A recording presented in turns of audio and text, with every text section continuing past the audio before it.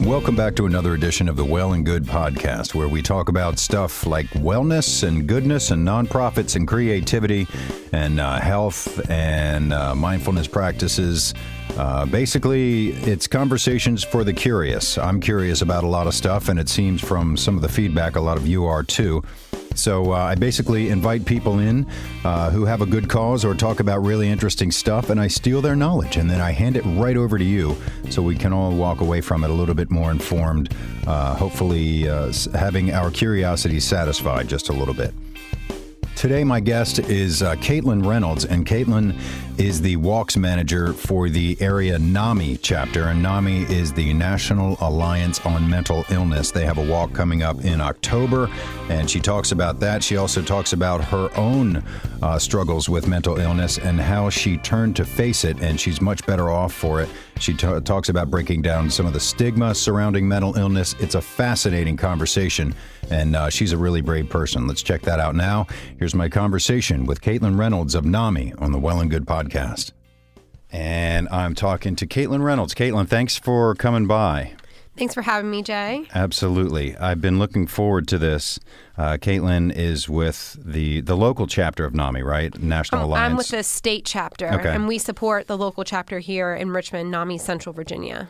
And that's National Alliance on Mental Health. A National Alliance on Mental Illness of Virginia. Oh, sorry, yeah. I'm looking at my notes on mental health, which leads me to my first question. Mental health / mental illness, it's a huge focus these days as people become more aware of issues that can lie not necessarily dormant, but undiagnosed. And I'm thinking, first of all, of how much social media is affecting people's anxiety levels. That conversation is pretty popular these days, but there's a whole lot more to it. And if you would, to get us started, your mission is to introduce more transparency of people telling their story about mental illness, correct? Could you just kind of unwrap that a little? Yeah, absolutely. So my day job with the National Alliance on Mental Illness is their NAMI Walks manager. And NAMI Walks is our largest advocacy and fundraising event on Saturday, October 5th in Glen Allen.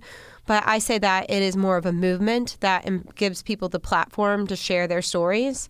For instance, it's been a platform for me to share my story of being diagnosed with bipolar 1 disorder. I had no idea what it was until it impacted me in 2017, where I had a manic episode that lasted for about 6 months.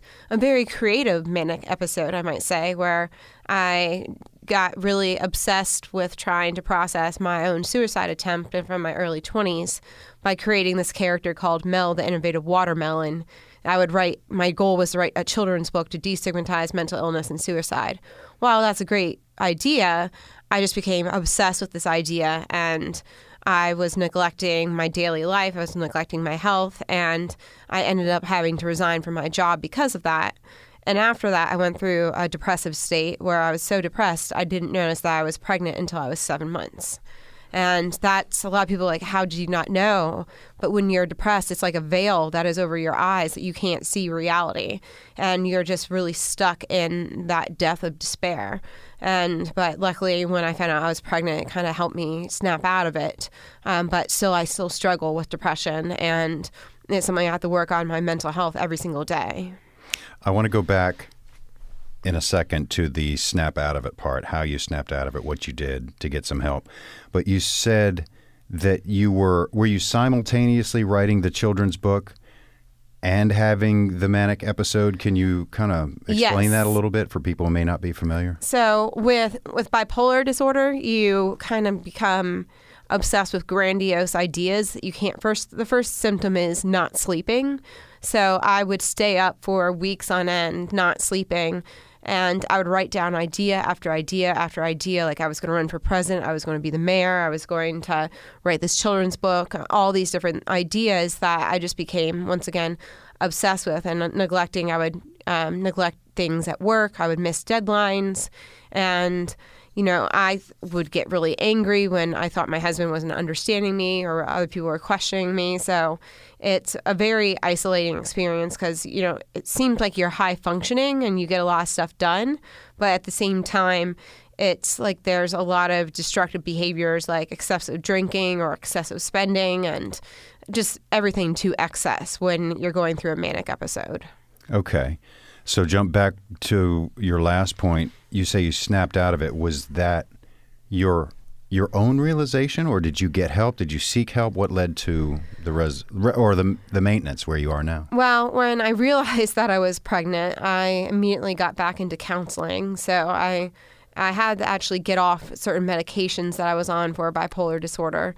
But once I delivered my son, I got back on the medications, and because of that, I couldn't breastfeed. So that's one thing that I had to give up in order to prioritize my health. And, I started going back to the gym, exercising. I make sure that I'm on the right medications, and I make sure I get enough sleep. And, it's a very holistic approach to mental health that I take. Obviously, when you're going through the episode, you did not realize it. Do you feel different now, or you just know? Oh, absolutely. Yeah. I feel, looking back on that, Facebook has memories that it will show you. Yeah. And my memories will pop up of when I was going through the episode and trying to create all these characters. And it's almost embarrassing, but I have to get over that embarrassment and not be embarrassed because it's a disease just as, if I had cancer, I wouldn't be embarrassed about having cancer. So I'm not embarrassed about being bipolar. That's a perfect segue. You said it's almost embarrassing, and yet people around you who love you would not want someone to be embarrassed if they knew, if they could say, look, please seek help. We're here to help you. Which leads me to my next question, and that is, you said another one of your goals is the destigmatization of mental illness. Do you think that has happened recently more than in the past? Are we on the road towards more of a destigmatization of mental illness? I definitely think so. It's a national topic right now. If you see one of the actresses from what is that show called? Empire. She came out as, dealing with her mental illness and trying to honor her father, so starting her own nonprofit. I know Lady Gaga, she is promoting like mental health in schools. Even when I have shared my story on Facebook asking for support through donations, I've already I have over 50 donors that have helped me raise over $4,000. So even people can give what they can. The smallest gift I received was $5, and the largest gift I received was $800 from someone that I never met, but was connected to my husband. And so I find that the more people are really hungry for transparency, but they're just scared to be transparent. And so that's what my mission is through this event, is to really foster that transparency and give people that platform to tell their stories. The walk is Saturday, October 5th, and people can go to NAMI, NAMI walks.org/Virginia for more information. Where could they go to sponsor you? Let's get that out of the way, and then we'll move on. Well, if you want to sponsor me, you can go to namiwalks.org/participant/Caitlin Reynolds. And Caitlin is spelled Caitlin. Cool. Put a link to that on the Well and Good podcast page. Okay. And what are, say, someone is experiencing some mental illness issues, whether it's bipolar or depression, anxiety, anything. What are some options for them to find care? What are some avenues that they can go to? Well, that's what NAMI Virginia is here for. So our mission is to provide help, hope, and support to individuals and families affected by mental illness. We have lots of different peer support and education programs. For instance, for individuals that have mental illness, we have NAMI Connection, which is a 90-minute free, confidential, and anonymous support group for individuals living with a mental health diagnosis. And that is provided by trained peer volunteers. And then we also have NAMI family to family, because mental illness not only just affects you, but it affects your loved ones as well, because they don't know how to respond. And family to family is a 12-week learning and support program for family members and friends who wish to learn more about the mental illnesses that affect their loved ones. And family to family is facilitated by trained NAMI family members who have relatives with mental illness. We also have a program called In Our Own Voice, which we train people, we train 2 individuals to share their stories of their personal journey living with mental illness, from the dark days to their current level of recovery and dreams for tomorrow. And I've heard some really incredible stories of, people. One gentleman, he experienced a manic bipolar episode, thought that his neighbors were out to get him, so he climbed up on his roof and started yelling at people, I'm going to get you, I'm going to get you. And they filed a restraining order against him. But with bipolar disorder, you're very talkative. So the next day, he went and talked to his neighbor and ended up being put in jail for 6 months because of that. So the system's not really even equipped to handle it. The system is not equipped to handle it, but there are municipalities across the state that are trying to have mental health workers to be first responders. And, we even advocate for first responders themselves, because suicide is one of the leading causes of death for police officers and firemen. And it's just not talked about among them, because they experience such trauma in their daily lives. It's almost overwhelming, and they need support as well. You were talking before we got going about underlying mental illness.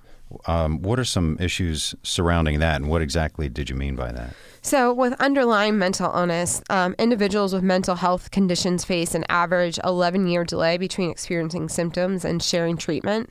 So in my case, I went in college, pulling all-nighters were promoted. That was like a rite of passage. But I would do that for days upon end, and I became, obsessed with different papers and topics. You can do that in college when your job is to, produce these great products. But I also had severe anxiety. I would have panic attacks, and I wasn't going to counseling. I wasn't getting treatment. And it did take, honestly, about 10 years for me to seek the treatment that I needed to. And for other people, whether you're experiencing depression, you might not know that, that can actually be fixed, and there can actually be support through medication and counseling and other forms of treatment like yoga and mindfulness therapy. And, our friends at the Inner Work Center, they do a lot of great work. And so that there's a lot of mental illnesses that just go untreated. What were you also saying earlier about the 11 years? You say once you're diagnosed, a lot of people don't even get help for 11 years or so? Well, once the condition starts presenting itself, they don't honestly seek help because of stigma. Okay. Because they don't want to acknowledge that they're depressed, that they're anxious, because they are afraid that people will judge them. So that's one of the barriers to getting treatment, is stigma. And some of the other stats you were talking about involving bullying and mental illness being designated a disability in the workplace. What are some of those details? Yeah, so before I found my position with NAMI Virginia, I would be filling out job applications that says, do you have a disability? And bipolar disorder is listed on there. I never self-identify because I had a bad experience in a workplace before when my manic episode presented itself.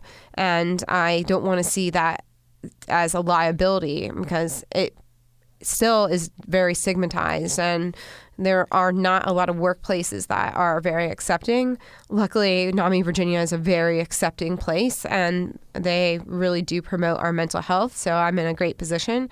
But unfortunately, not everyone has that luxury of working for such a caring organization. So that's something else that we're trying to target different corporations around the Richmond and all around Virginia to participate in the walk, to show that they do care about mental health for their employees and to give their employees a platform. I would imagine that, disability infractions, if you will, in the workplace are pretty hard to enforce as well. Yes, they absolutely are, because once you've have an infraction against you, it's difficult to prove. And so that's something more that's not completely my expertise. That's just coming from personal lived experience. Looking at some of the stats I dug up, it's pretty amazing. And you can, if you are aware of these, you can endorse them or, discard them. 1 in 17 people lives with a serious mental illness such as schizophrenia or bipolar disorder. So even if that number isn't exactly right, it's way more prevalent than I think either we realize or are willing to admit, which is a shame because there are organizations like NAMI out there looking to help. Yeah, and there actually are very influential people who have experienced mental illnesses. For instance, I dug up that Winston Churchill had bipolar disorder. I didn't know that, but yeah, it is.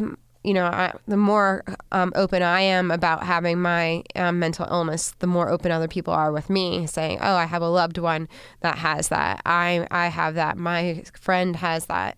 It's 1 in 5 people are affected. 1 in 5 adults are affected by mental illness, and suicide is the 10th leading cause of death in the United States.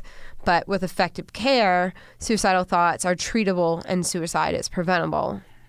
And I guess we really have to be on the lookout for kids, teenagers, adolescents, everyone, of course, but especially kids and teenagers, because the changes that go along with adolescence as you find yourself and you experience new situations, life changes, can mask, I would imagine, some of those symptoms or look like just, it's just hormones or it's just growing up or he's finding himself.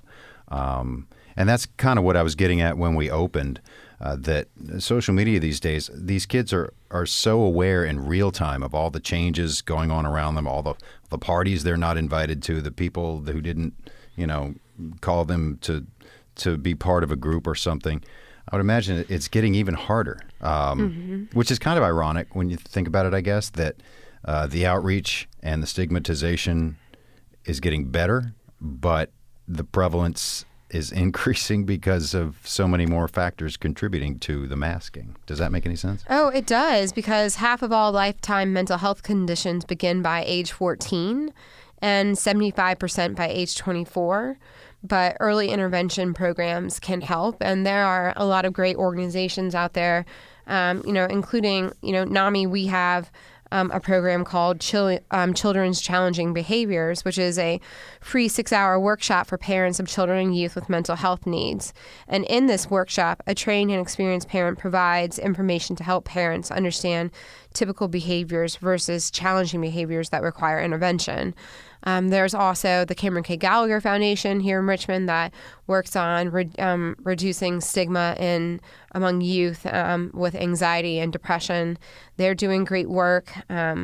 But, we have, and, NAMI, our local affiliate, NAMI Central Virginia, does great work with youth. But, that is something that, with we're constantly connected, but also really disconnected from one another. We're really lacking personal relationships that help people because everything is on a very surface level with social media. So I agree with you on that.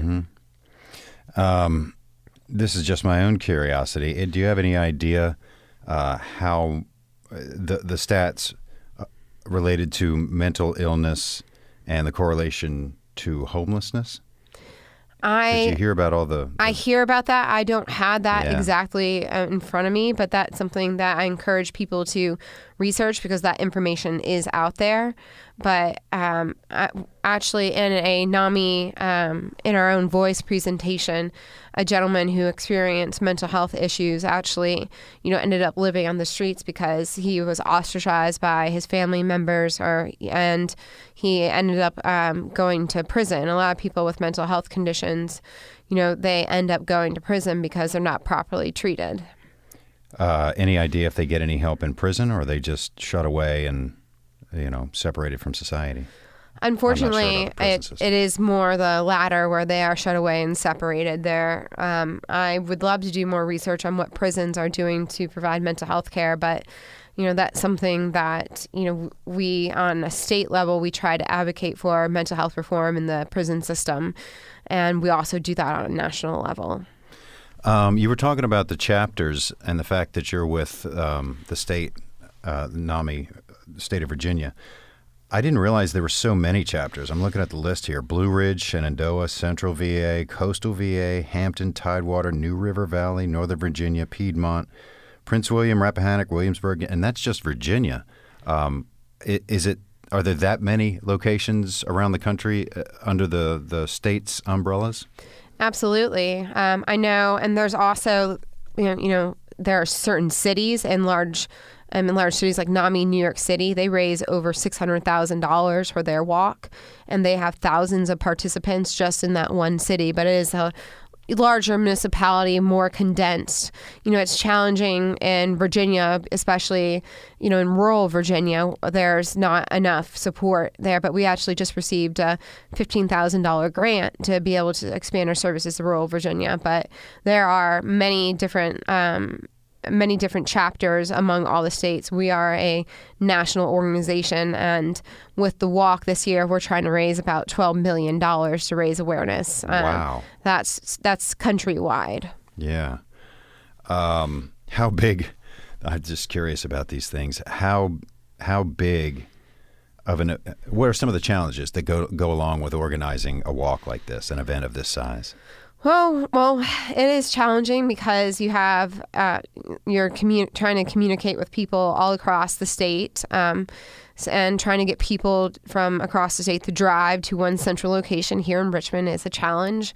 And it is challenging to get people to share their stories and to raise funds because people are, a lot of people feel uncomfortable with asking people for money, but money is where change comes from.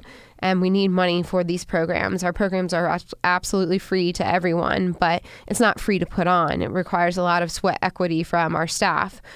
So that's a great challenge. I would say those, just coordinating, getting people to come from across the state, also getting people to participate.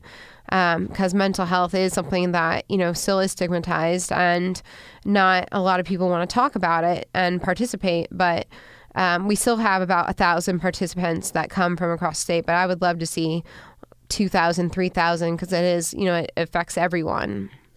You must hear some stories, on a positive note, some success stories from people, hopefully. Say thank you for being a voice. Thank you to NAMI for being there and providing help from the people affected with the conditions themselves and parents or family members and things of that nature. Is that correct? I'm hoping it is. Oh, absolutely.